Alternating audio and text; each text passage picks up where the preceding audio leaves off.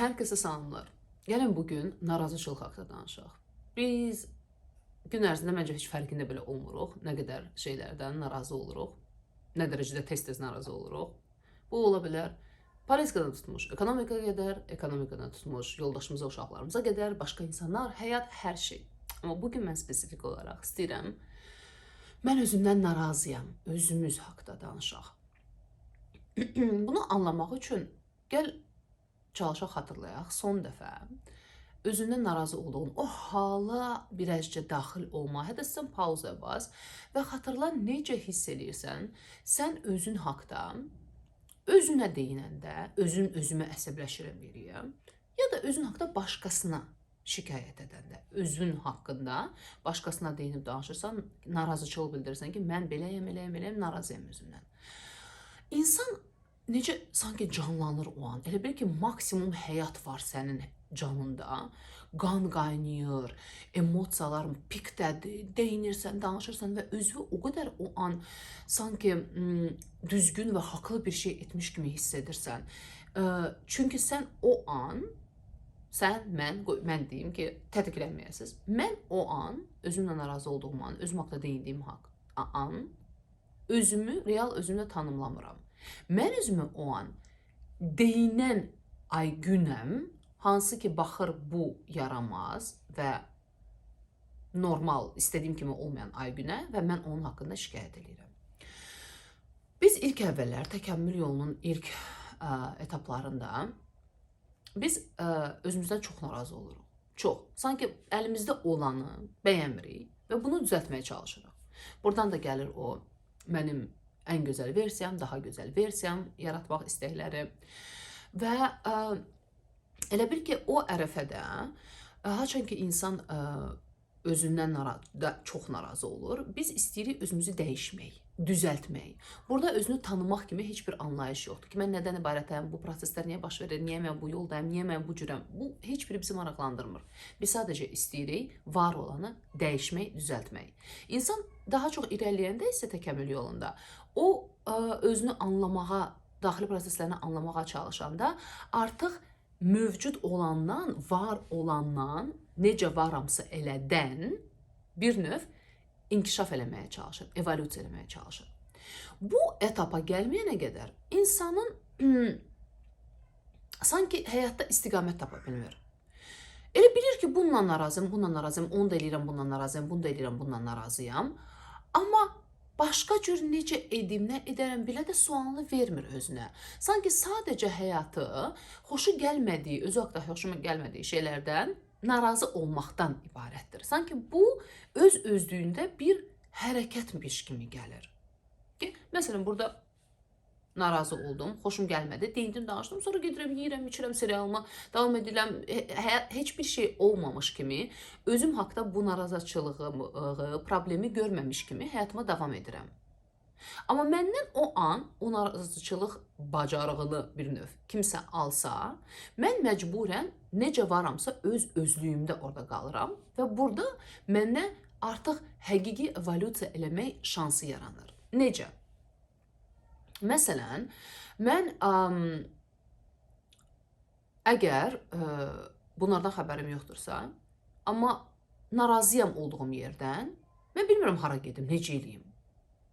Mən başlayıram bir növ başqalarından oğurlamağa. Daim elə bir ki, oğrun, bunu mu kopyalayım, onu mu kopyalayım halında qalırıq. Çünki axı mən danıram, mən hələ ki olduğum yerə, necə varamsa indi, ora köklənə bilmirəm. Onu görmək mənim üçün ölümcül gəlir. Ona görə mən zaten bir növ niyə narazıyam, niyə şikayət edirəm? Çünki bundan xoşum gəlmir, bunu düzəltmək lazımdır. İnsan da elə bilir ki, tez bazar bunu düzəldim, ideal versiyama çatım, vəssalam və rahatam, yaxşıyam. Amma bu elə olmur. İnsanın gerçək evolyusiyası sadəcə onda başlayır. Haçan ki deyir, okey, bu narazıçılıq mənə nə verir? Nə verir? Əslində heç bir şey. Orada ən böyük puf nöqtə odur ki, mən narazı olanda, iki yerə bizi bölsək, narazı olan, narazı olduğu insandan daha üstündür. Yəni mən hər dəfə özümdən narazı olaraq öz sayəmdə, öz üzərimdən yüksəlirəm. Öz dəyərimi və öz qiymətimi qaldırıram. Və bir növ bunu o qədər tez-tez insan edir ki, bunun sayəsində bir növ özünü tox hiss eləyir. Bundan sonra heç bir hərəkətə keçmək istəyi olmur. Sanki bu deyilmək yetərincə öz-özlüyündə bitmiş və tamamlanmış bir hərəkətdir. Ona görə çox insan şikayət edir. Deyəndə ki, məsəl üçün deyirsən ki, bəs bunun üzərində işləmək, onun üzərində işləmək. Mən də bilirəm, mən o qədər narahatam, o qədər heç bəyənmirəm, özüm haqda bunları bəyənmirəm, xoşlamıram. Amma görürsən ki, bu insan 1 ildə, 3 ildə, 5 ildə eyni şeyi deyir, amma orada da eynidir. Heç bir şey dəyişmir. Çünki dediyim kimi, insanın psixikası üçün şikayət eləmək sanki öz-özlüyündə nəsə etmək kimi gəlir və sanki şikayət eləmək o final son nöqtədir. Oradan orası yoxdur. Əgər mən bu dəqiqə gəlsəm, özümdən o bacarığı alsam, mən məcburən qalıram üz-üzə özümlə. Yeganə olan versiyamla. Bu məndən başqa heç kimsə yoxdur. Və bir növ mən özümü görəndə deyirəm, bu nədir? Axı, mən özümə yuxarıdan aşağı baxıram. Mən pisəm, bu pis versiya, bu pis olan mən ola bilmərəm, o halla məruz qalırıq və buna tab gətirmək çox çətin olur. Amma mən ona tab gətirməyi öyrənsəm, orada qalıb, okey, indi mən beləyəm, buyam, bu barədə nə edə bilərəm desəm, onda gerçək evolyusiya baş verir. Məsələn, əgər mən işimdən narazıyam, deyinirəm, danışıram bütün gün işimdən, bilirəm ki, tətmin deyiləm, maaşdan da, olduğum yerdən də evolyusiya etməliyəm buradan çıxmaq üçün. Amma mən sadəcə elə deyinirəm, amma eyni yerdəyim. Ya da hansısa kişi, məsəl üçün, həyat yoldaşından narazı da deyinir, danışır, elə hamıya onun barədə şikayət edir, özünü də belə şanssız birisi sayır, amma nədənsə boşanmır, məsələn. Ayrılmır o qadından. Ya da bir anlamaya çalışmır ki, ay bulam, nə oldu, bizim aramızda nə baş verir? Elə hey deyinir və bu sanki yetir. Əgər mən deyinirəmsə yoldaşım haqda, əlbəttə, yəni qadın da kişi də ola bilər, əlbəttə ki, mən ondan daha üstünəm, düzdür? Əsas odur ki, hərəkətə keçmirəm. Ya da baxıram güzgüyə, deyirəm ki, baxıram öz bədənimə, deyirəm ki, bu nədir, bu nədir, mən necə ola bilərdim? Elə bir ki, o an necə varamsa, onu mən danıramsa, mən o bədənin üzərində işləməyəcəm. Mən heç bir hərəkətə keçib bir şeylər etməyəcəm. Ona görə çox adam, məsələn, figurası barəsində, artıq çəkisi barəsində deyinir, danışır, beynində min dənə planlar qurur, necə eləcək, bunu edərkən özünü o daha yaxşı versiyası ilə tanımlayır, oradan özünə baxır, ürəyi bulanır, eləyəcəm. Bir növ şikayət, amma hərəkət yoxdur. Baxırsan ki, illərlə bu insan, məsəl üçün, elə uzaq başa 2-3 kilo, amma yerindən tərpənməyib. O özü də deyə bilər insan ki, mən elə bir hər şey bilirəm necə qidalamaq lazımdır, amma mən niyə yerimdə sayıram, amma mən niyə hərəkətə keçmirəm? Eynən bu səbəbə görə. Çünki mən hərəkətə keçmək üçün mən birinci bir növ kənara qoymalıyam bu özümdən olan narazıçılığı, bu deyingənliyi və köklənməliyəm, mən indi necə varam eləyəm. Və ona yavaş-yavaş tab öyrənməyə insan başlayanda, onda deyir ki, okey, məsələn, mən işimdən narazıyamsa, mən nə edə bilərəm?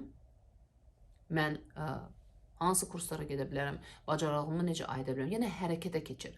Okey, mən bədəndən narazı olmaqdan bir 5 ildə narazıyam deyim, danışıram, amma indi mən həqiqətən nə edə bilərəm?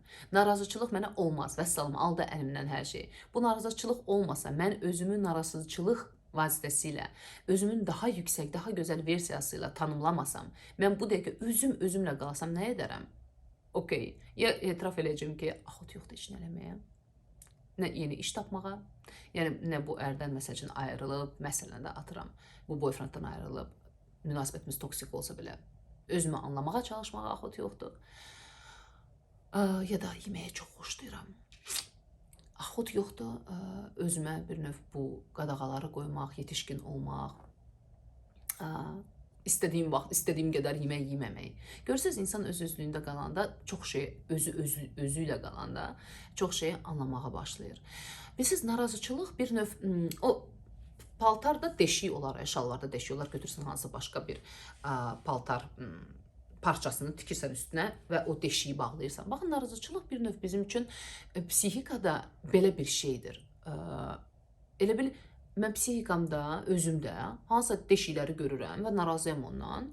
Və götürüm elə üst bastır, üst belə narazı edirəm. Deyirəm, şey deyirəm və bəssalam, davam edirəm həyatıma. İndi siz deyə bilərsiniz, kimsə söz dinləyir ki, yox, hamının üstünə danışırsınız, mən özümlə narazıyam deyə, özümdən razı olmadığıma görə haralara gəlib çıxmışam, karyeramda irəliləmişəm falan filan belə. Okey, inanıram, heç bir şübhəm yoxdur buna. Amma soruşmaq istəyirəm, nə zamana qədər? Biz narazıçılıqla, bir növ emosional təzyiqlə özümüzü bir şeylər elətdirə bilərik. Amma bu bir yerə qədər olacaq. Psixika bir gün mütləq sönəcək və siz heç bir şeyi özünüzə, xırda belə bir şeyi özünüzə etməyə məcbur edə bilməyəcəksiniz. Və məsələn, mən özüm haqda düşünəndə, mən istəmərəm özümün qorxusundan, özümdən qorxuram deyə bir şeylər eləmək. Mən istəyərəm, anlayım mənimlə nə baş verir, mən həqiqətən nə istəyirəm və şuurlu seçimlər edərək həyatımı yaşayıb irəliləmək istəyərəm. Mən demirəm narazıçılıq ortadan harasa gedəcək. Yox, bu narazıçılıq var və proses kimi qalır. Amma biz onu seçib seçməməyə bilərik. Məsəl üçün deyinməyə başlayanda, okey, mən indi baxmışam Aygünün videosunu, indi biraz müşahidə etmişəm, özümü anlayıram. Bu dəqiqə mən niyə deyinməyə çalışıram? Bu dəqiqə bu deyinməklə mən nə nail olmaq istəyirəm? Mən deyinməklə niyə öz üzərimdə yüksəlirəm? Əslində özümə baxsam orada nəyi görəcəm? Nəyi görməkdən çəkinirəm və qorxuram.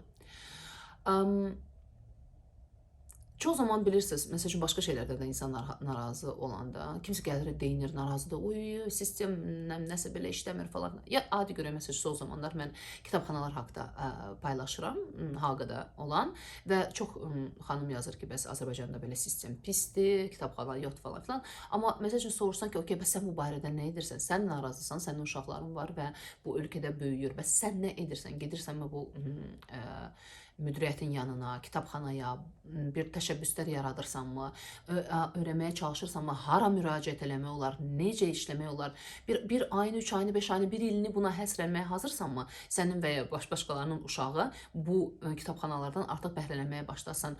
O qədər şey eləmək olar ki, məsəl üçün başqa insanlar da gətirib öz artıq işlətmədiyi kitabları bağışlaya bilər, kitabxananı genişləndirmək, yəni 1000 dənə ediləcək şey var. Əgər mən şikayət etməyi və situasiyada narazı olmağı kənara buraxsam və bunu etməsəm, onda mən qalıram quru situasiya ilə üz-üzə və deyirəm, okey, mən bu dəqiqə nə edə bilərəm? Və mən o olduğum yerdən evolyusiya edə bilərəm. Əgər mən kitabxana haqqında sadəcə şikayət edirəmsə, amma hərəkətə keçmirəmsə, bu mənə elə gəlir ki, mən nəsə edirəm. Deyinib danışıram, narazıyam. Əlbəttə ki, mən xoşum gəlmir. Mən xoşum gəlmir. İnsan özü haqda deyinir, danışır ki, mən eləyəm, mən baxılam, mən falan filanam. Amma əslində bunu etməklə elə bilir ki, nəsə edir. Məsələn, əgər mən baxdım və paxıllığımdan kimisə işinə,